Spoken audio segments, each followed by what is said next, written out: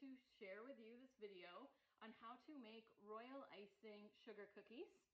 And just give you a few techniques and tips that have helped me over the years to kind of elevate your overall look and final product. Okay, first thing, I have a pastry cone that I have filled with some thicker royal icing, and as you can see, it kind of holds its shape when you pipe it. Let me just adjust this hole. And what you're gonna do is you're going to pipe a small border around the edge that you want to flood with the thinner icing, and just come up and around and connect. And then once you've done that, you're going to take a thinner royal icing. You can see it's going to kind of fall a little bit into itself. Usually I like to, if I'm going to check the consistency, I give it 10 seconds. If it falls into itself in 10 seconds, then that's the right consistency that we're looking for. So I will start to fill this center part. You're not going to go crazy because you don't want it running all over the place. And then I'm going to take a scribe tool or a toothpick, whatever you got, and fill the spaces that we didn't get. And if you don't wait too long, if you do it pretty fast, the thicker icing border and the thinner icing flood will kind of marry itself into each other and give you a little bit more of a professional look. So once that is all nice and flat, we will let it sit and dry, and then we'll finish the hair and the horn. Sometimes I give it a little bit of a tap to get some air bubbles out. But as you can see, it's a nice flat. You're not going to have any air bubbles or bumps, and it's ready to dry out. So we'll just set it there and we'll come back to it. Okay, next for the unicorn, now that this is pretty much dry, it still needs a little bit more time. I took some thick royal icing and I colored it rainbow. Each color I kind of spooned in the bag and then pushed it down so that when I do hold the bag and pipe, all the colors will come out. And it'll give you a really pretty effect, which you'll see in a second. So when I'm piping, I kind of turn the bag a little bit so that you're getting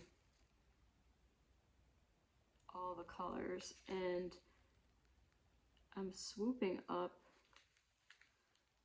so that the hair looks like it's flowing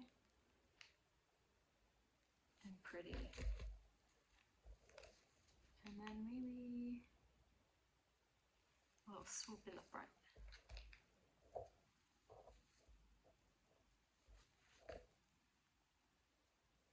And then we'll give it the eyes and finish. Okay, so to finish the eyes, I have a paintbrush with a little bit of black food coloring.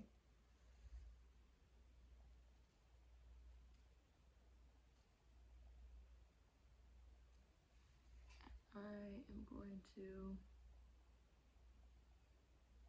come up and down.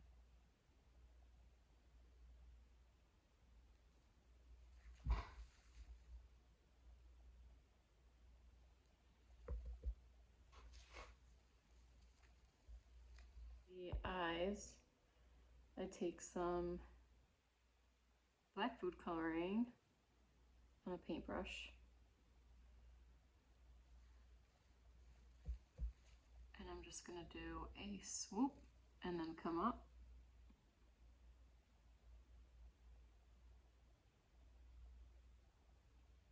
To give it some lashes.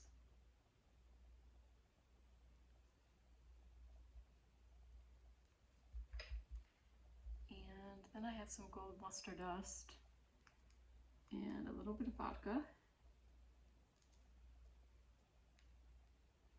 You don't need a lot. You just want to make sort of like a paste with the luster dust. If it's too thin, it'll look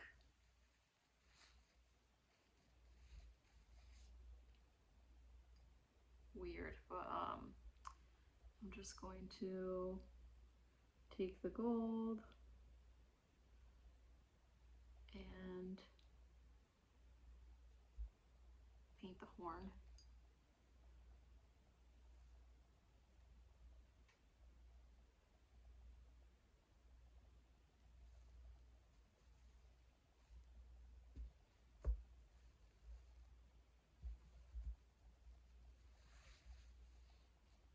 Same thing on this guy.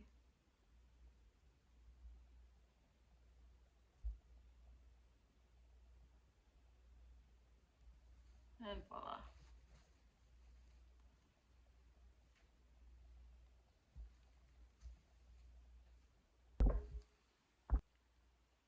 If you want a little bit more gold to add some jazz, you can add a little bit more vodka to your luster, and you're gonna get a little bit less of a paste, more of like a paint viscosity, and then you can just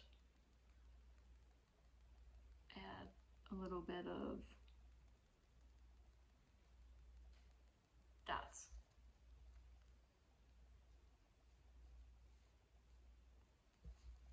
I'm gonna do the same on this guy too.